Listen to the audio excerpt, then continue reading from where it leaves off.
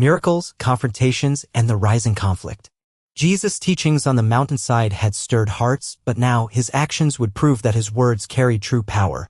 The people followed him in greater numbers, and wherever he went, miracles unfolded before their eyes. A touch of power. Descending from the mountain after his sermon, Jesus was approached by a man covered in leprosy. His skin was diseased, his body wasting away, and he had been cast out of society, forced to live in isolation.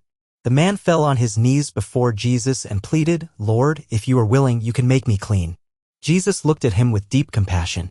Others recoiled from lepers, but Jesus reached out and touched him. "I am willing," he said. "Be clean." At that moment, the leprosy vanished. The man's skin became like that of a newborn. He gasped in disbelief, then wept with joy. Jesus instructed him, "Tell no one, but go, show yourself to the priest, and offer the gift Moses commanded." But the man, unable to contain his joy, spread the news everywhere. Faith of a Roman soldier. As Jesus entered Capernaum, a Roman centurion approached him. Unlike most Romans, this soldier was known for his kindness to the Jewish people. But today his heart was heavy. "Lord," he said, "my servant lies at home, paralyzed and suffering terribly." Jesus nodded. "I will go and heal him." But the centurion humbly replied, "Lord, I am not worthy to have you come under my roof. Just say the word, and my servant will be healed. For I too am a man under authority. I say to one soldier, 'Go,' and he goes, to another, 'Come,' and he comes." Jesus was amazed. He turned to the crowd and said, "Truly, I tell you, I have not found such great faith in all of Israel." Then he said to the centurion, "Go. Let it be done as you believed." At that very moment, miles away, the servant was healed. Power over the storm. One evening, Jesus and his disciples set sail across the Sea of Galilee.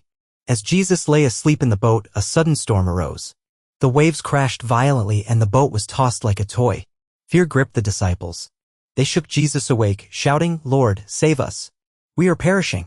Jesus sat up and looked at them, calm amidst the chaos. "Why are you afraid, O you of little faith?" Then, standing tall in the rocking boat, he stretched out his hand over the sea. "Peace. Be still." Instantly, the wind stopped. The waves became as smooth as glass. The sea was silent. The disciples stared in awe.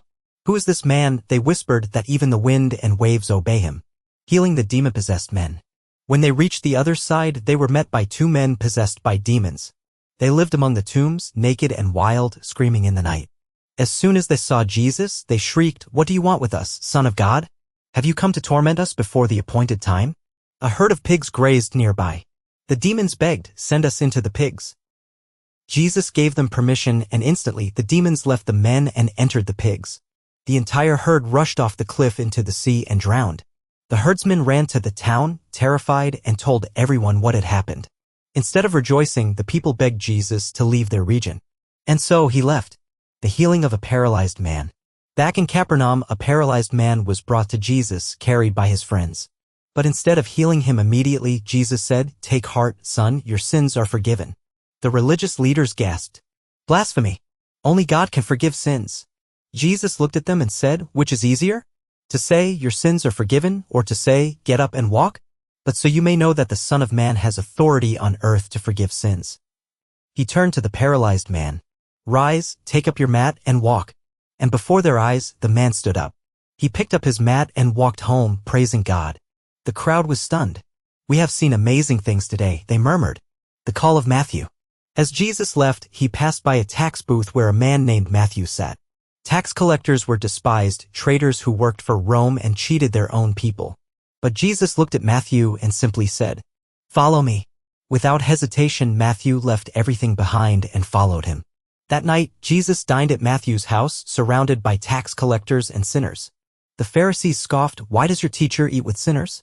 Jesus overheard and replied, "It is not the healthy who need a doctor, but the sick. I have not come to call the righteous, but sinners." A growing conflict. As Jesus' fame grew, so did opposition from the religious leaders. They were enraged when his disciples picked grain on the Sabbath. They accused him when he healed a man with a withered hand in the synagogue. But Jesus looked at them and said, "Which is lawful on the Sabbath? To do good or to do evil? To save life or to kill?" Then he healed the man. The Pharisees were furious. They began plotting how to destroy him. But Jesus continued his work. He healed the blind, cast out demons, and spoke in parables that revealed deep mysteries of God's kingdom. And so the tension grew. Crowds flocked to him, believing he was the Messiah. Others, especially the religious elite, saw him as a threat that needed to be eliminated. The storm was gathering. Soon, the opposition would reach its peak.